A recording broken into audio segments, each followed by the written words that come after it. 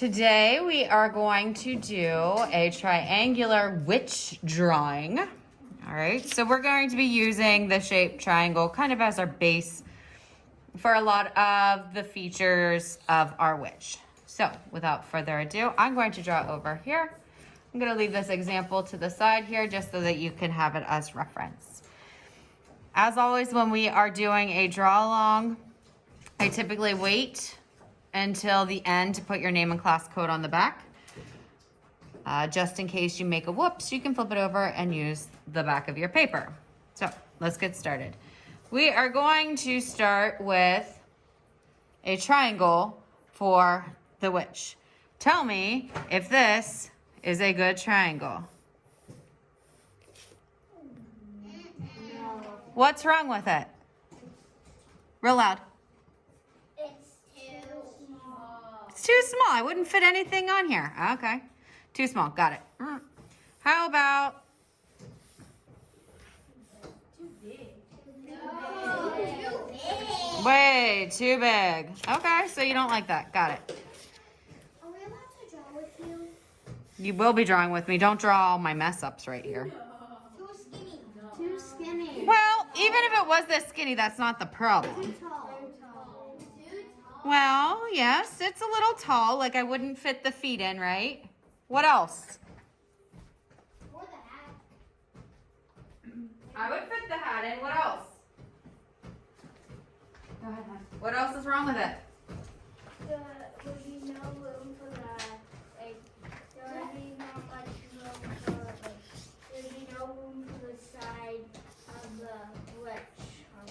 Right. So it's not centered. It's too far to one side. Now I probably could fit all that in there. But it's not making my witch the center point of our composition. And we want the witch to be in the center. This reminds me very much of like a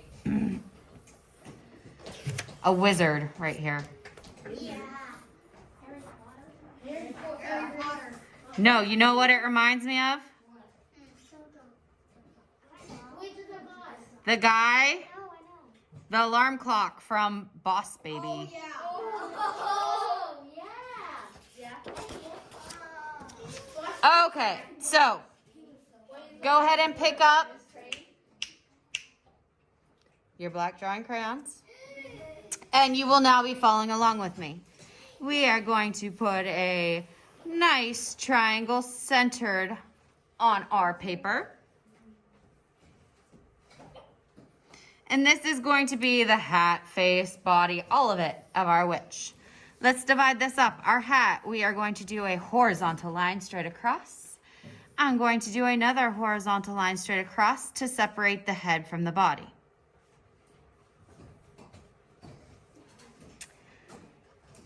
Let's continue with that and do another horizontal line for the buckle of our hat and two parallel vertical lines, which would complete the buckle. This is more the belt and then the buckle. And I said we're gonna really focus on our triangles today. Let's do an upside down triangle for kind of like the collar of the witch. I'm going to do a letter L, which is a triangle for the one arm.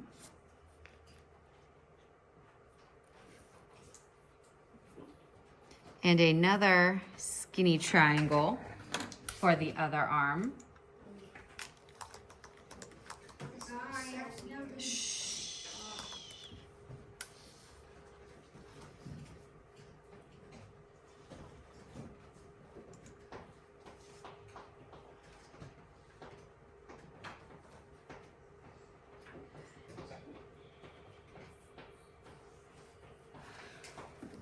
Okay.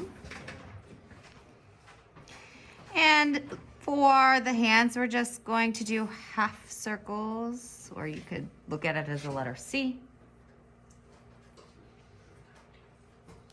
And let's do some full circles going down the tummy of our witch here.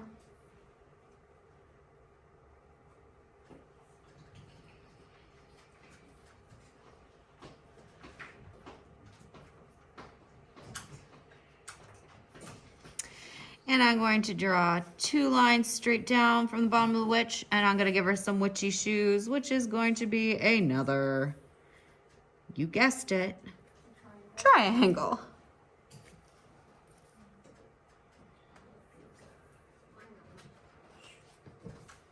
So now we have what could really be anything. It could be a lawn gnome, it could be a wizard. Let's turn this into a witch. I'm gonna go ahead and give her 2 big eyes. And what's a facial feature that all witches seem to share? Potion. What do all witches seem to share? They all have that really long nose, a lot of times with a little wart on it. Oh my gosh, it's so scary. I'm gonna go ahead and give it some eyelashes. Do we have to give it some? You don't. And Every witch's girl. she looks a little too nice, so I'm gonna give her a unibrow that is scowling. Everything is triangle. Mine doesn't look. All right, so now we have our witch. Let's give her some hair. You can do a couple different types of hair.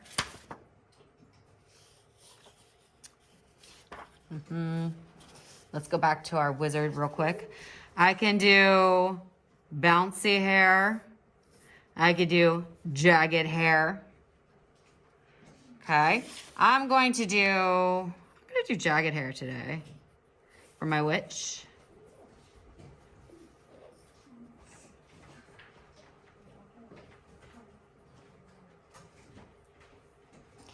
And we're missing our broom right here. So I'm going to draw a vertical line almost all the way down to the bottom of her dress. And then I am going to go ahead and put a triangle there with a line going across and lines coming out to make it look like a broom.